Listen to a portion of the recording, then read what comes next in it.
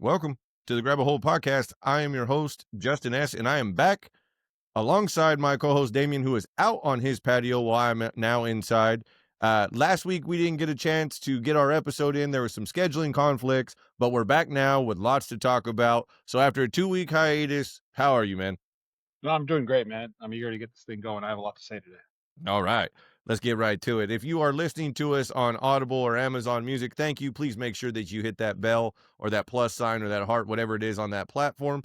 If you are watching us and or listening to us on Spotify, please make sure that you subscribe by hitting that plus so you get those notifications as soon as they drop. And of course, the video version of this is always going to be on YouTube. And please make sure you subscribe to our YouTube channel as we continue to try and grow this thing and push out episodes to make this thing as fun and as big as we possibly can. I mentioned last week that we didn't have an episode. We had planned to do our predictions episode. We had all of our predictions in to get it done, and it didn't get done. I made a decision to take off and go to see Linkin Park in concert with my daughter. And so it was a literal day trip. It was up and back in the same day. And so the days that I had open to do it, you guys weren't available. And so we actually didn't get a chance to get to it. So Wrestlepalooza happened this last weekend and from Indiana, and it's ESPN's first PLE that they're hosting. We would see Brock and John Cena open the show, and the match doesn't even go 10 minutes and Brock squashes John Cena. We would see the Usos lose to Braun and Braun of the Vision, and Jey Uso would inadvertently bust himself open with a chair as LA Knight was named the referee. We also had AJ Lee and Punk defeat Seth Rollins and Becky Lynch in their tag match in the return of AJ Lee to the ring. Stephanie Vaquer is now your new Women's World Heavyweight Champion as she defeated Io Sky. And we would have Cody retain against Drew McIntyre. First off, let me ask you this. One, I know the answer to this, but for those listening, did you plan to watch ESPN or subscribe to watch this PLE? No, no, I did not. After careful consideration, I decided not to invest into the new ESPN app. It's a shit show. Like I actually had the ESPN Plus. I had Hulu and Disney all bundled, Right. and I was confused. I ended up canceling that, and the plan was to subscribe to ESPN. Get the new deal. Yeah, get the new deal. And it was just like really weird. And it was like I felt like confused because of the account that I already had. Yeah. And like I had canceled it, but it doesn't take effect until next, you know what I mean? Until The the end of cycle's over. the Yeah. cycle's over. And it was really confusing to me. So I said, screw it. And then we ended up going out of town anyway. So I was all, whatever. I won't even bother to subscribe and watch it on my phone. I'll just get the results online. So I had originally gone back and forth. You and I had talked about Sunday Ticket and the complications of having YouTube TV versus not having YouTube TV. You and I both had that. And I decided to cancel YouTube TV as it was $83 a month for the base plan. And I found out that you can get Sunday Ticket through YouTube alone. And I pay for YouTube Premium because I like to be able to listen to things and turn off the screen. My son, who watches Mickey Mouse Clubhouse, likes his videos without commercials. So I only pay like $13 or whatever it is through YouTube for premium. So all I did was add Sunday Ticket, which I later found out that the way that they get you is that does not include local games. So I had to get Paramount Plus, which I already had, which wasn't a problem. So I was like, the Raider games are covered on CBS, but Fox carries some of their games this year. So I was like, okay, I need to look into Fox. So Fox has their own app, and they are going to be launching a bundle next week with ESPN. So you can have both, and it will be $40 a month for both. So I was looking at that, and I thought, well, maybe I need to get Fox, and then I'll open up with ESPN, and then I'll get that when it launches, and then we're all good. And then I'm on Discord. And so there's a few people that will show what's going on, and you don't have to order it, and you can watch in a watch along with everybody, and they have those type of connections. And so we were watching it, and as I watched the show, one of the things that came to mind was, boy, I'm glad I didn't spend $30 for this month on this show. Yeah. When you saw the highlights and the reviews from different platforms and podcasts that you listen to, What did you think of the show and what was said? Yeah. You know what? It honestly was business as usual for WWE, right? Mm, Under TKO. I just thought, we always go into these like shows that are supposed to be big monumental moments, and we think, well, they got to do something crazy on this show, right? right, And they got to change a title or they got to do something. And then it turns out that, Cena Lesnar match aside, like everything was pretty much, paint by the numbers for WWE. right. I I believe other than the Cena Lesnar match, we got everything else correct, like on our predictions. Like I Yeah, don't think anybody else missed anything really. right. Um, there were no surprises, there was no returns, there was nothing. It was just pretty. It was just a Get you know along to move along, probably PLE. probably below, yeah. And it's one of these things that we got to stop kidding ourselves is whenever they put these PLEs together, they don't do it to like shock us. Yeah, They do it just to like make a little bit extra money on a PLE and then just keep moving the stories along and get us to the big four where they end up doing big things. right. So I was of the same thought. I mean, I was surprised, like you said, about Brock coming in and squashing him in under 10. Uh, kids were crying. Um, that was interesting to see. Did you feel like it was a waste of a match for John to be squashed like that by Brock? Or do you feel like no, there must be something that they have in mind for Brock later if he's going to kill Cena in a match on his retirement tour? yeah, right. In a vacuum, I was like, this is stupid, right? This is John Cena's retirement tour. Like, all I want to see is him to play the hits. Like, Right, I've been crying about that, or not crying, but complaining about that from the beginning, even right. when he turned heel. I just want to see him play the hits for the next 6, 7 months. And I'll be happy with that as long as he's putting on good matches. Yeah, And so when I see this, I'm just like, what the hell? Like 8 minute squash? That sounds ridiculous. Like why? Like why do they need to squash John Cena to put Lesnar over? Like it's not necessary, right? They're yeah. both over.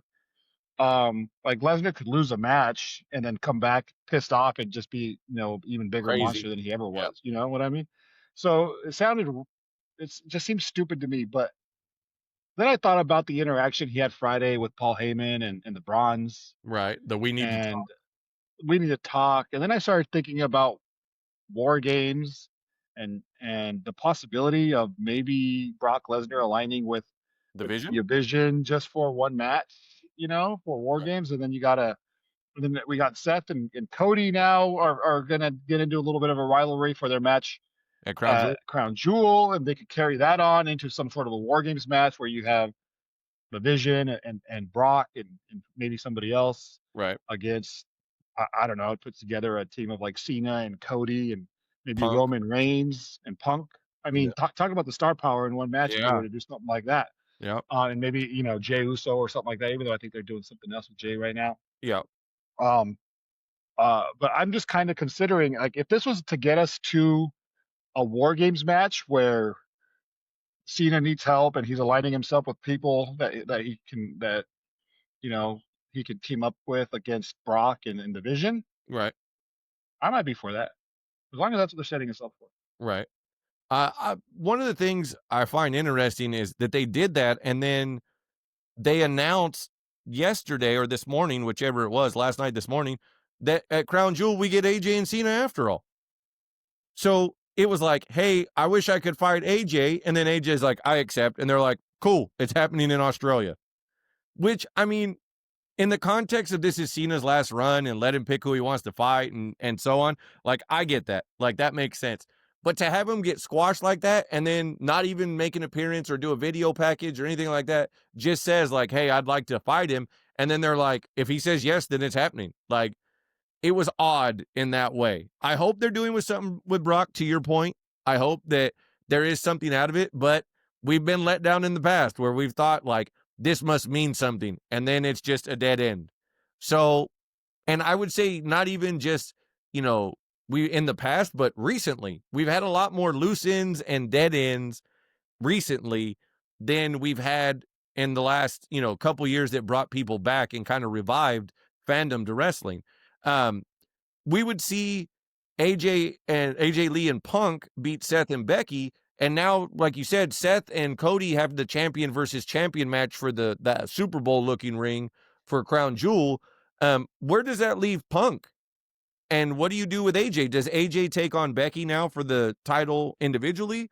And what does Punk do now that Seth is going to do something else, even though he lost? They go back to Chicago and hang out until after Crown Jewel. I could see that because Crown Jewel is October 11th. So Okay. Yeah, today's the that's right around the 23rd. corner. Yeah. So you're looking at what was that, 3 weeks? Yeah. So, I mean, I could see them disappearing for 3 weeks. Here's the other thing that I realized this evening Crown Jewel will be starting in the morning. 3 It, a.m. Western time, yeah. It will right? be, I believe, is it 5 a.m. or is it?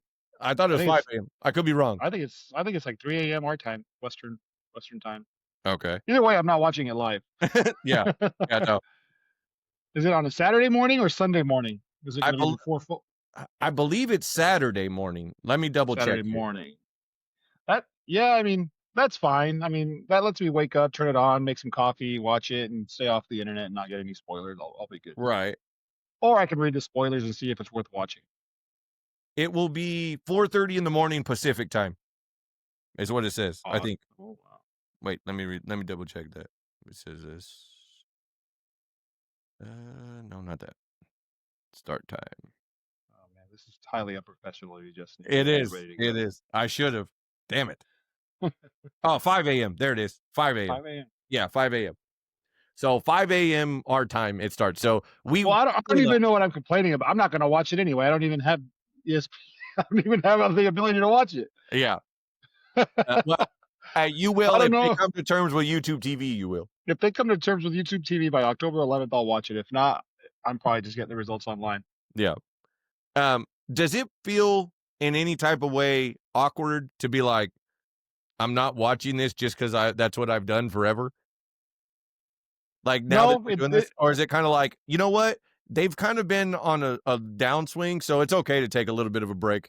this is a good time of the year to take a break, right? You got college football on Saturdays, NFL on Sundays, Monday night football. Thursday night football. Um, Friday night. I'm at high school football games on Friday nights, or Yep. if I'm home, there's Friday night college football. It's easy to miss. I'll be honest with you. I watched half of Netflix last week, of Raw on Raw. Netflix last week, and I haven't finished this week's Raw. Right. I think I was about to start the main event between Rhea and Asuka, and I had to go to work this morning because I was trying to catch up this morning, Oh yeah. and the match was about to start, and it was time to go to work. So You want me to spoil it for you? yeah. Oh, Rhea wins. She gets sprayed with fucking paint with the mist all over. Like it's the most mist Oscar's ever spit. Covered her whole upper body and her face. She looks like a damn grimace. Is what she looks like. Uh, I can see how Rhea would elicit that kind of reaction. right. It's true. Um, so there was rumors that the reports came out that the Brock Cena finish was changed the morning of, and that was Cena's call, and that there was also a pitch from Cody and Drew to have Drew beat Cody and have Randy be the one that cost him accidentally and set that off in motion while Drew's the new champion. Do you think that either one of those was a better call than what we had? And if that was the case for in the Cody match, that means we would have got Drew and Seth. Would you be more interested in seeing that at Crown Jewel or the fourth time that we get Seth and Cody? Yeah, I'm not really interested in watching Seth and Cody. For the simple fact that it's 3-0 Yeah, Cody. It would be probably booking malpractice to have him go up 4-0 on Seth, and right. especially with Seth having plenty of help to help him to get him through this win. It's Yeah. like all right, and it would make sense. It would be a good win for Seth to have. Um, I, Listen, I like Drew, and I like the idea of Drew winning in that Mm, moment, and maybe Cody going off and doing something else. I don't think Cody needs the title right now.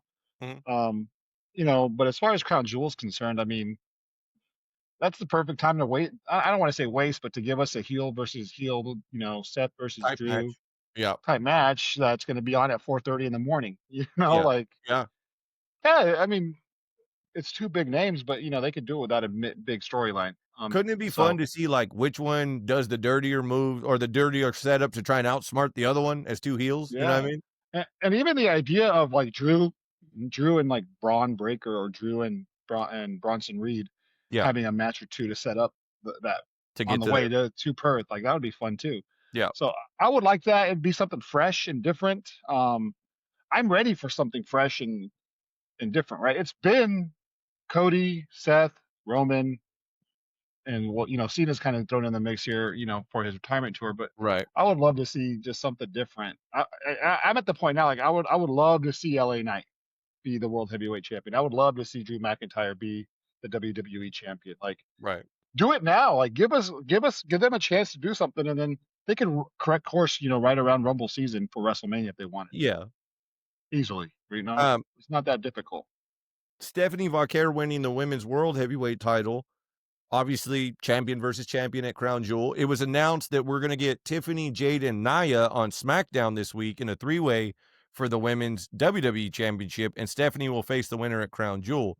Um, Out of those three, who do you think would be the funnest matchup for Stephanie, and who do you think should win?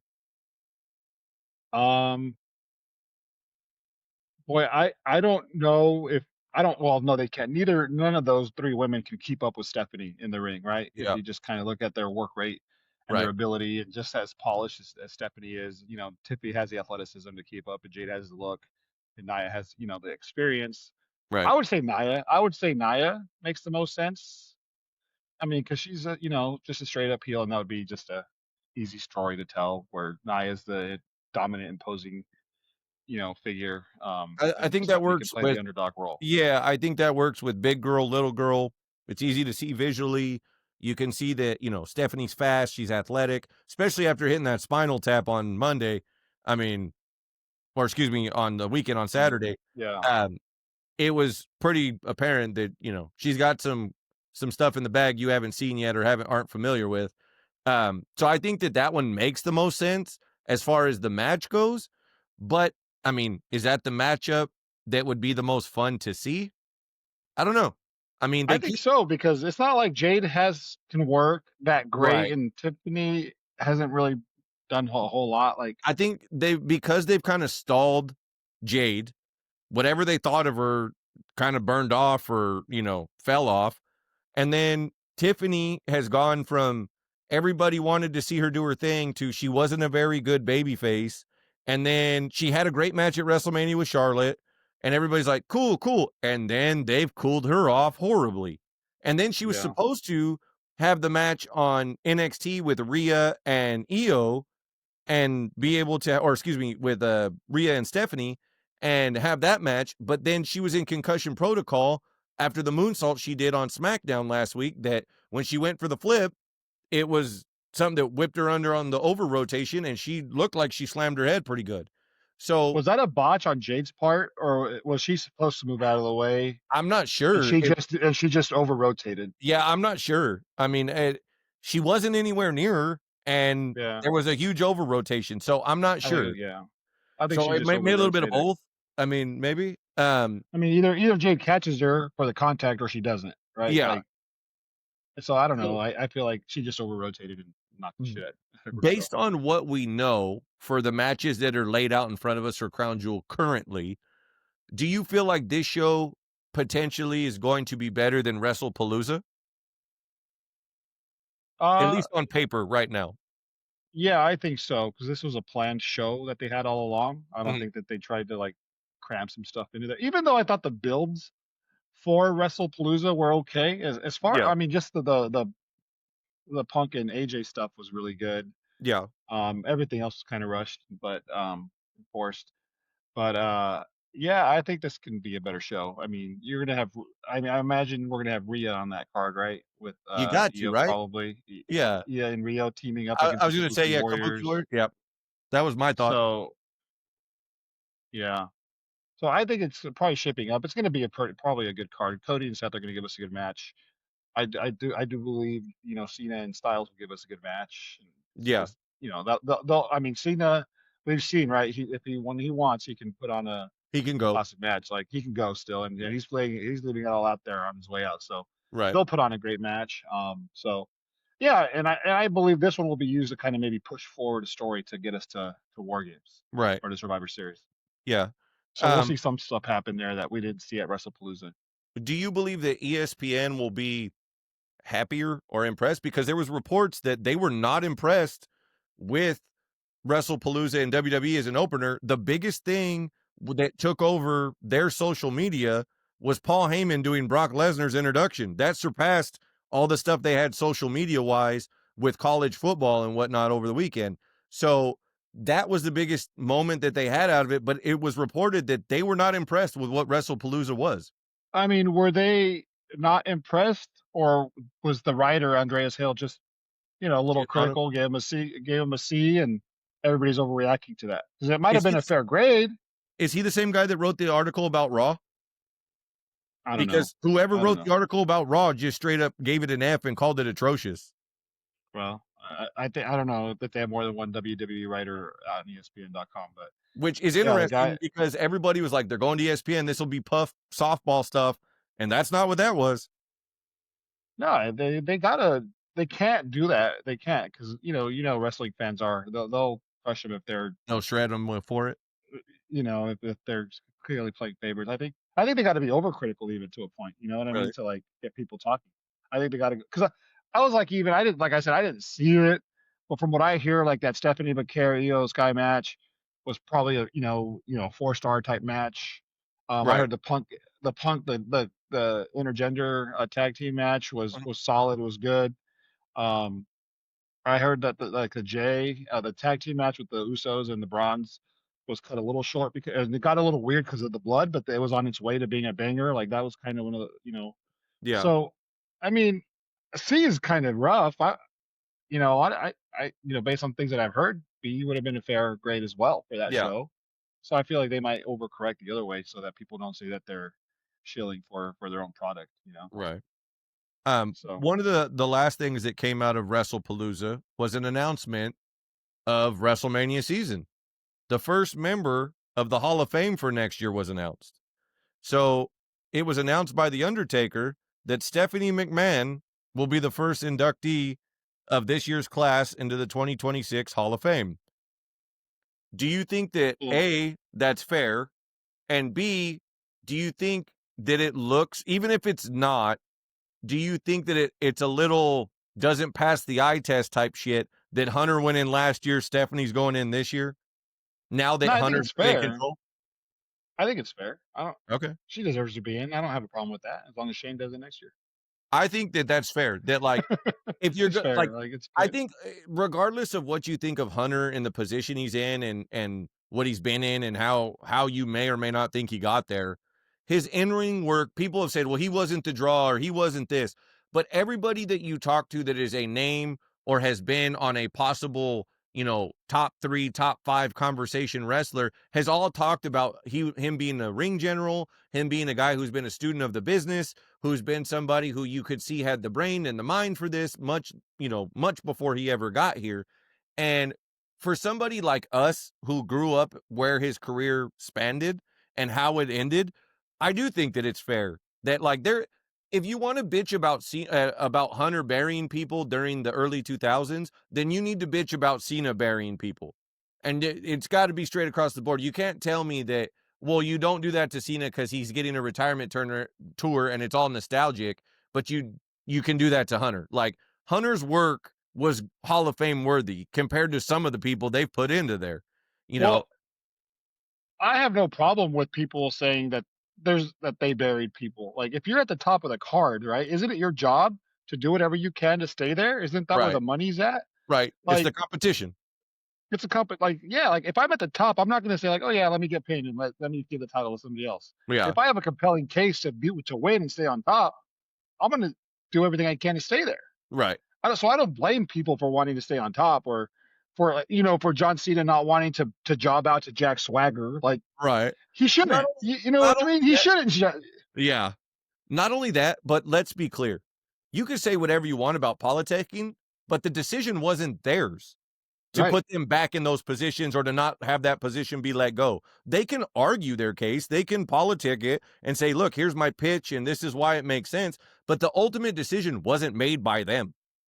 Right. And I think that that's They something they did people a kind of good forget. job of convincing him. Yeah, they Yeah. did a good job of convincing the guy, and the guy was like, you know what, that's a good idea. Yeah. And you know, what if? Who's to say where we would have gotten it had they gone the other direction? Right.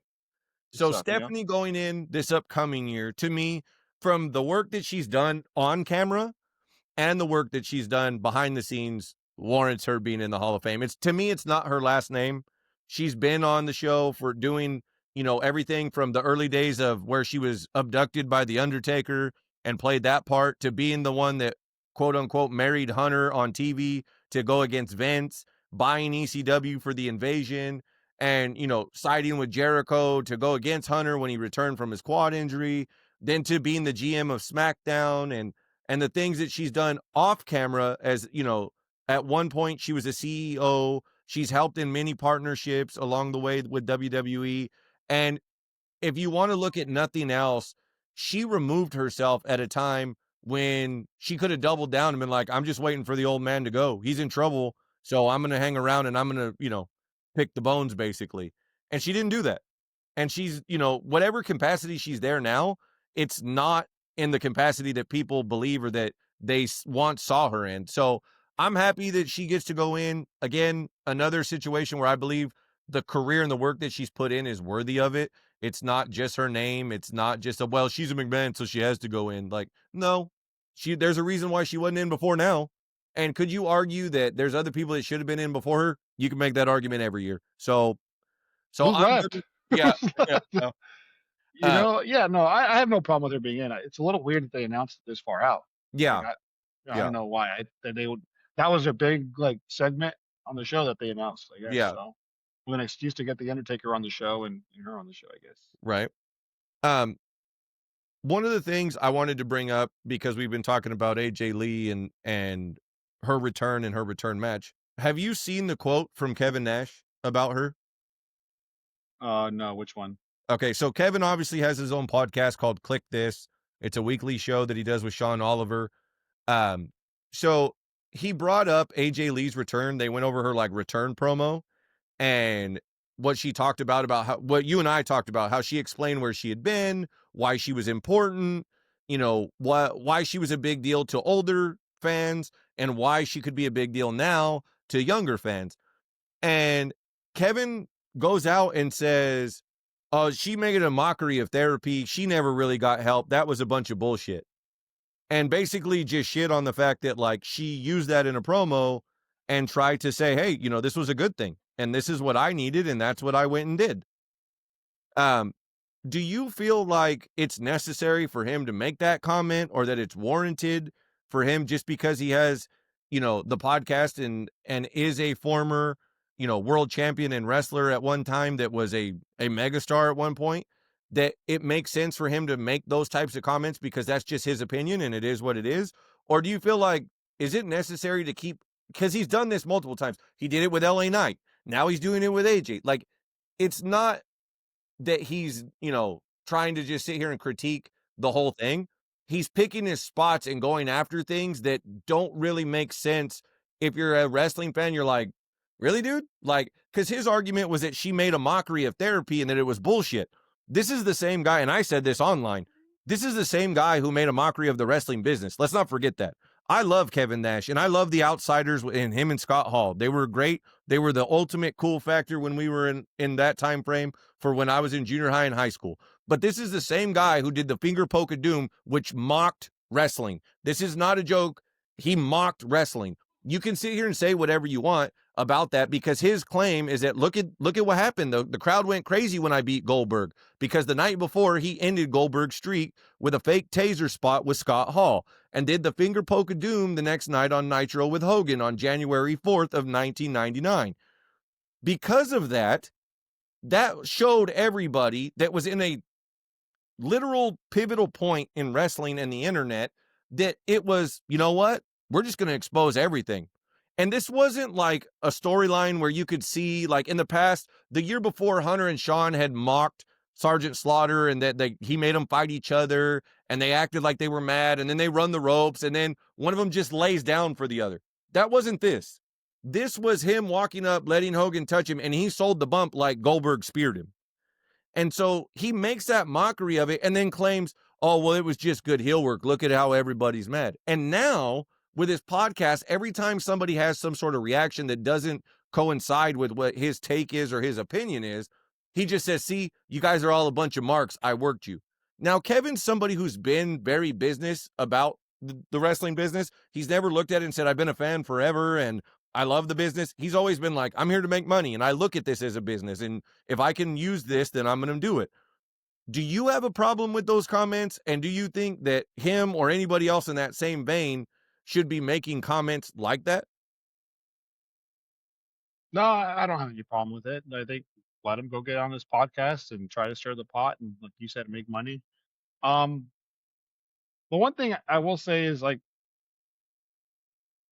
if if AJ Lee came back and her promo was real based on her actually doing therapy, and he's Right. over here shitting on it and saying that she didn't do it Mhm. when she did, that's fucked up. That sucks, right? Right. That's just him being a dick, Right. which he's been his whole fucking life. Yeah. 100%. So, but if she didn't go to therapy and he knows something about that, like, or maybe where she is making that up, then I mean, I don't know. Does he have a responsibility to play along, Well, or that's what I was does going to say. he? Should he be Does exposing he? that if Should he? it's not real? I mean, he's not getting paid by the WWE, He's on a you Legends know, deal. or he is. So then he probably shouldn't be. He shouldn't. Yeah, he probably if he's on a Legends deal, he's still working for the company. He should probably not shit expose it or shit on it one way or the other. I, Right. I, I don't know.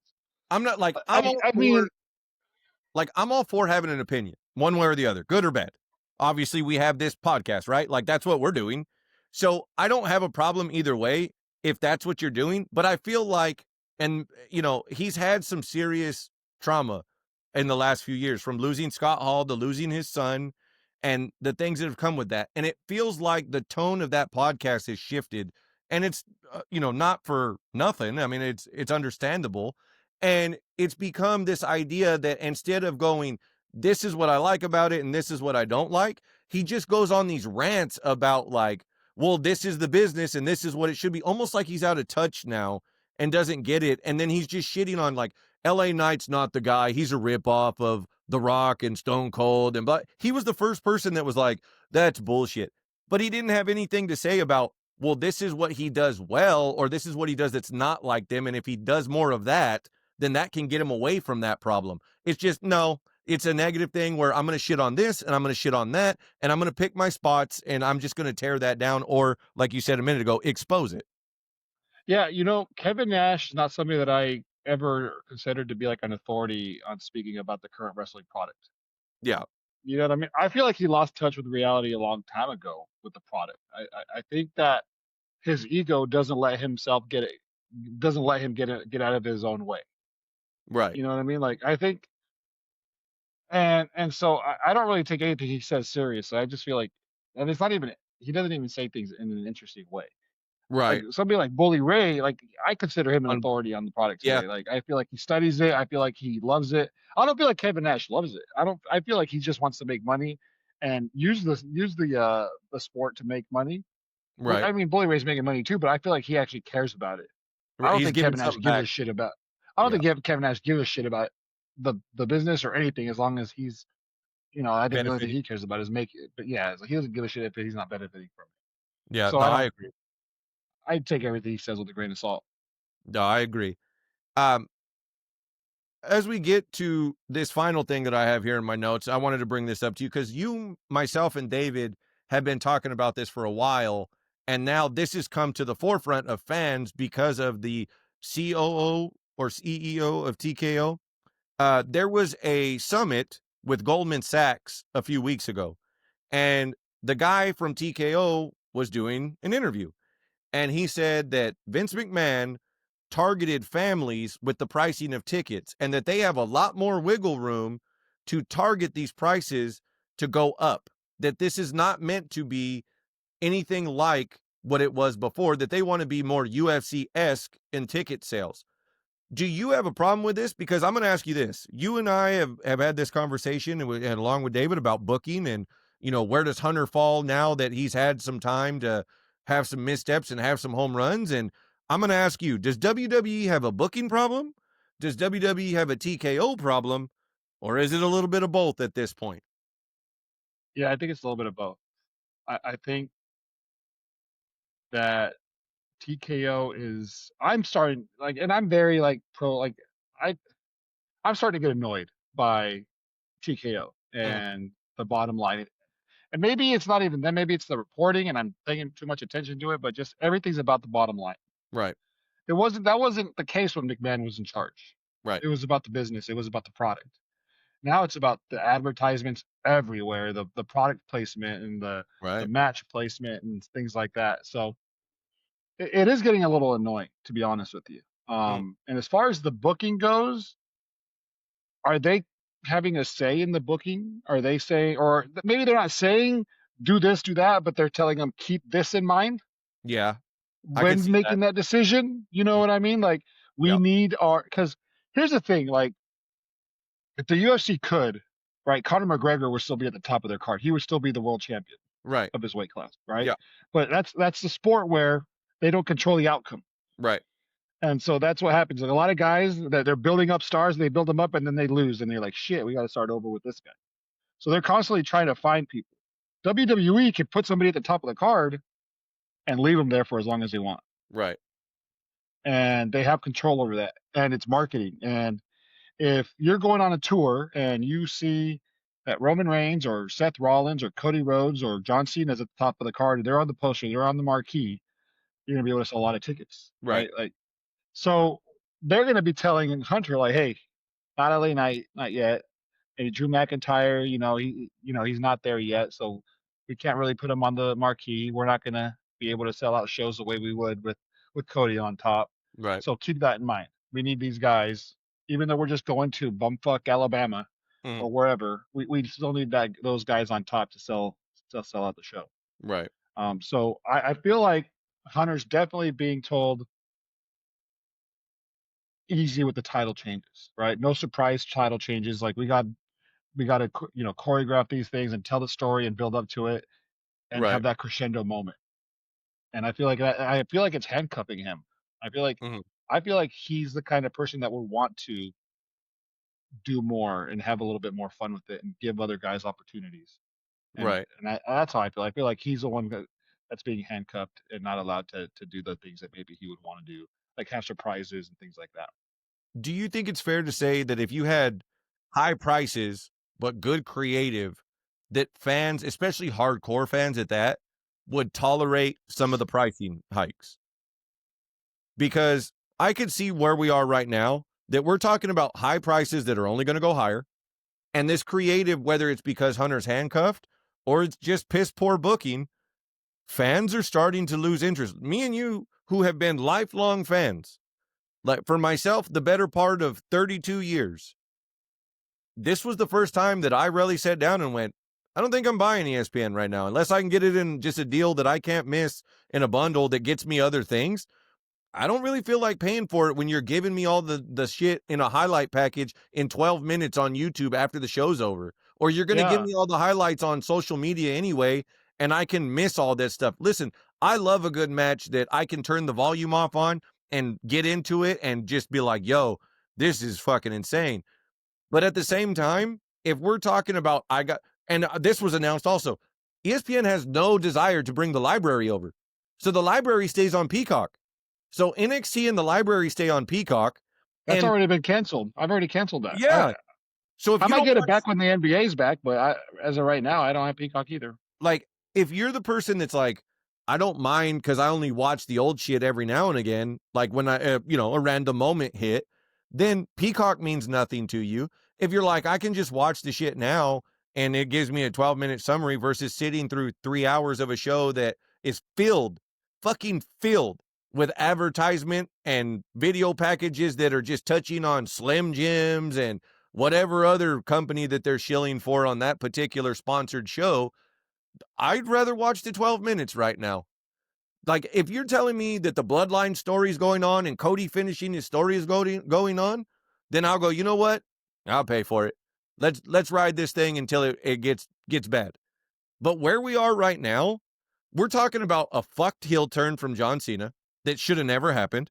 That from all intensive purposes, from what we know, from A, what's been reported, B, what's been shown on Unreal, and the things that have been talked about in other interviews, that was a total TKO problem from Ari Emanuel and The Rock, who now has essentially said, I'm basically done with wrestling for the foreseeable future because I'm going to lose 60 fucking pounds.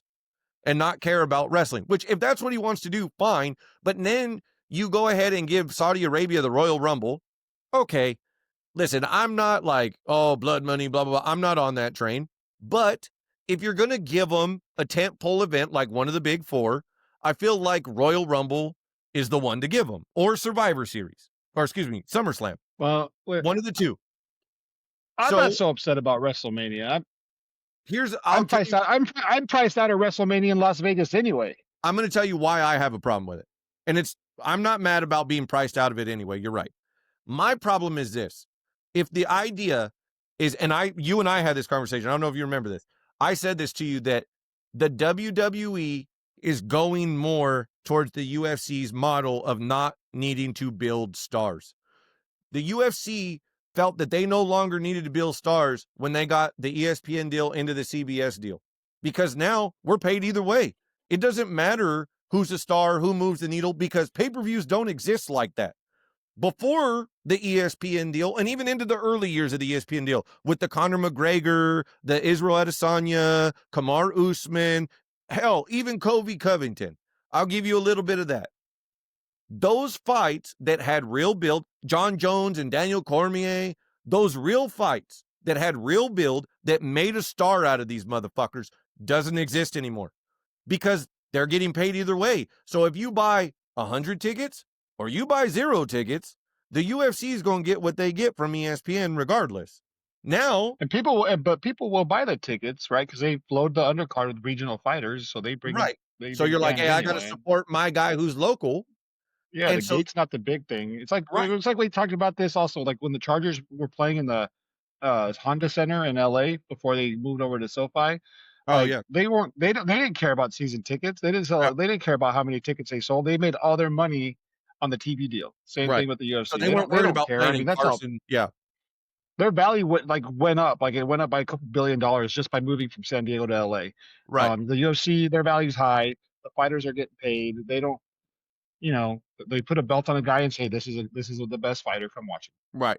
And now, which is essentially, TKO is saying the same thing, because I saw this as a haha, but it's very real. NXT has done a phenomenal job of building people, whether that's been Trick, Carmelo, the Undisputed Era when they were there. You had Tiffany come from there. You've had Stephanie come from there. And don't get me wrong, some of these people had a following before they got to the NXT in the United States. But the build around them in NXT made people on the WWE level clamor for them and want to see Roxanne Perez. You wanted to see, now people want to see Blake Monroe, aka Mariah May, because they want to see what's going on. It was a big deal that they got Jordan Grace. It was a big deal when you're seeing Asuka and NXT. It was a big deal seeing Sami Zayn and Shinsuke Nakamura go ballistic and Finn Balor and Samoa Joe go in NXT. They were a big deal. And they've continued that with Sean running the show down there. Now, when you get to the main level, how many people have been cooled off? Or how many people have been forgotten? Or how many people are a victim of being lost in the shuffle? Or how many people get a hot shotgun start and then fizzle away after they forget what to do with the what's next after the initial run or initial feud? They are very quickly not caring about what they're building and who they're building it around. And I don't think that's a Hunter thing, to be honest, because I feel like he cares.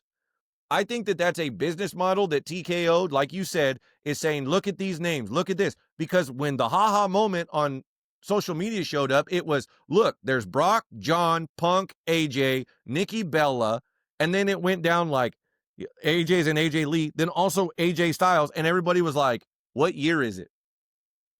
We're still well, seeing the people that can carry, like, don't get me wrong, guys like Punk that can still go, can still tell a good story.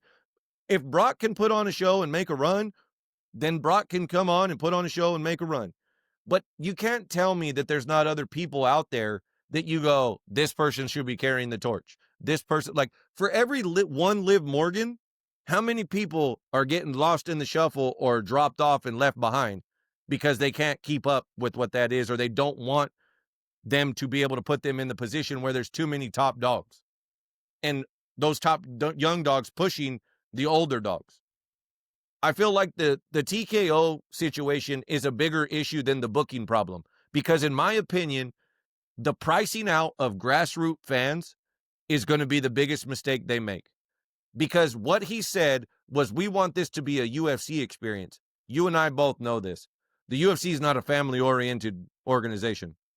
You don't take your 11-year-old, 8-year-old kid to go watch somebody's teeth get knocked down their fucking throat. Not on the usual. If you look in that crowd, it's a bunch of either dudes or it's a bunch of rabid fans that are drinking and enjoying themselves because it's a night out with their buddies, not their family. It's a bunch of adults that can afford one every once in a while. WWE, and for all intents and purposes, Vince understood the idea of what brought, you know, the food to the mouth, so to speak, of this company that made it continue to be fed and run cleanly, which was the families. It was the families. You bring the family to the show. You bring the kids to the show. The kids want the belts. The kids want the foam fingers. The kids want the action figures. And if you're somebody who's been a fan since a kid, then you want to spend the money to be able to go see the show live and see this person and say, I was there when this happened. TKO doesn't give a shit about any of that. I'll ask you as we wrap this up, how much equity does WWE have with the fans before enough is enough? You just said you're already annoyed hearing about the money grab that has been front and center of this whole thing, but how much equity do they have between bad booking and high pricing before they start to see a real problem of people not supporting this on the level that they once did? Uh, just speaking from personal experience, from somebody who never missed a UFC pay-per-view, right? I never missed a fight night on a Wednesday night. I never missed any of their fight night cards that they had on Saturday night. I never missed a numbered pay-per-view where you had to pay money for it. Like I would pay full price and sit there and watch it by myself. And nobody got together for it. Right. To being what it took me, what, 3 years? I think probably within 3 years. Where like now, like there could be a pay-per-view show coming up, and I have no idea who's on it, and I have no interest. And maybe the night of, I'll find a way to watch it. Yeah. I have zero interest in the UFC. My friends can call me and tell me, "Hey, let's get together for the fight." And if it's not John Jones, and if it's not Conor McGregor, if it's not Nate Diaz, I might be like, "Nah, I'm good." So 3 years, I guess Give or take. 2 to 3 years, 2 to 3 years, give or take. Because I'll say this: they're going to continue to make money. They're going to Yeah. continue to throw out their nostalgia tours, right? If Saudi Arabia throws out enough money, we're going to see guys like the Undertaker and Shawn Michaels, not necessarily wrestling, but at least on their The show. programming. Yeah. And that's always, you're always wanting to, have that moment of nostalgia and, see their entrances and things like that. Right. Um, and here's the thing though, and here's another point, like the longevity that these guys are able to sustain these days Mhm. is another reason why there's no reason or why there's no rush for them to try to create new stars, Mhm. right? Yeah. Like CM Punk can go away for 3, 4 months, come back for the big shows, and he's right back in the mix, Right. right? Roman Reigns has proven this for like what, 2 years now, Yeah. that he can go away and then he comes back and everything feels like a big deal. And in the meantime, other people, pick up the slack. So, um, where in the past, these guys were, working what, 50 weeks out of 52, Right. 50 out of 52 weeks a year, and maybe burn out a lot faster. And even then, they would stick around forever, but you could see that they didn't look good, right? Yeah. Whereas now, like you look at Punk, he looks as good as ever. Yeah. You look at Roman Reigns, and he's getting up there in age, but he looks better than he's ever looked. Yeah. All these guys, so there's no urgency for them to try to build new stars. And if they're not careful, I mean, the thing is with new stars, it brings new storylines. They're just going to be regurgitating the same stories over and over. So I mean, fuck, we're looking at Seth Rollins, Cody Rhodes 4 at the Yeah. next pay-per-view, A lot. And I'm sitting here telling you, I would love something fresh. I would have loved to have seen Drew. I would have loved to have seen, I've never been a big LA Knight guy, but I'm ready to see him do something, right? Like Yeah. give him a shot. Let's see what he can do. Right. So I don't know, man. Long story short, for people like me, they could lose me pretty quickly. I'm already there. Like I'm not rushing to my TV to watch Monday Night Raw like I used to. Yeah. You know what I mean? Like 2 weeks ago, I didn't watch it till like Wednesday. Yet, this week I started watching it last night when I got back from the gym. and I saw like the first hour, and then this morning I woke up and I turned it on, and it was just background noise while I was getting ready for work. Yeah. So they're already kind of losing me where I don't feel like I need to watch. I feel like I could just get the cliff notes and I know what happened. Right. You know what I mean? And they're not giving me a real reason to watch. Like I'm not going to get that aha like whoa moment on Raw or that whoa moment on SmackDown. It's like oh, Paul Heyman showed up on SmackDown because I saw that on social media, and then I went Yeah. back and watched SmackDown, and it was like, oh, Yeah. okay, Yeah. you know, No, I agree. I can, like I said, I can see it all on social media. Like, granted, if I were to disappear from the product for a good year, and I try to do that, I might not know what's going on. Yeah. But for now, like, I bet you I could last 6, 7, 8 months Hmm. without I could like not watch a single Raw, a single SmackDown, or a single PLE, and I would know I Me would too. have no problem keeping up with the product Yeah. at all. Yeah. And I could come on here and say some pretty intelligent things about it. Right. No, I agree. It's So it's I don't definitely know about it. Give it a year, man, because they could lose you in a year. And yeah. there's so much programming out there. Like I said, especially at this time of year. Like maybe come spring when football season's over, I'm like, well, shit. What am I going to do on Monday night? What am I going to do on Saturday? Like Yeah. they'll get me back. But Well, I mean, we'll see. As you know, it's always a cyclical situation of, you know, they love you today, they hate you tomorrow. Let's see what happens next week. well, it Uh, does suck now. I'll say that. Like yeah. the booking, everything, it sucks right now. But Triple H is noticing, right? You would think that they're smart enough to be like, well, it sucks. And at some point, they're going to be like, hey, we got to do something here. We got to go back to a different type of booking or we're going to lose people, right? Right. So maybe they're just saving it for the Royal Rumble, right? And then we'll get to WrestleMania and then we'll do it again all over next year. We're in We're September, bitching after October. We're sitting here WrestleMania. like, yeah. Makes sense. Well, we were able to get our episode in this week. There was no scheduling issue this week. Uh, we'll be back again next week to do our normal show and see if they did better and see if there's any more drama that comes out. Um, oh, before I forget, he was your boy for a minute. Andrade's gone. So Oh, they said that he didn't pass a wellness situation, and then they had buyer's remorse and just said, "See you later." Didn't bring him back. adios, amigo.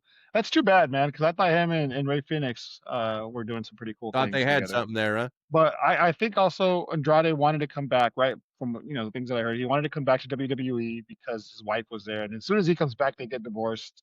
Right, And so it couldn't have been easy to see her, show up to SmackDown all the time, and you're sitting there like, well, there's my ex-wife. And right.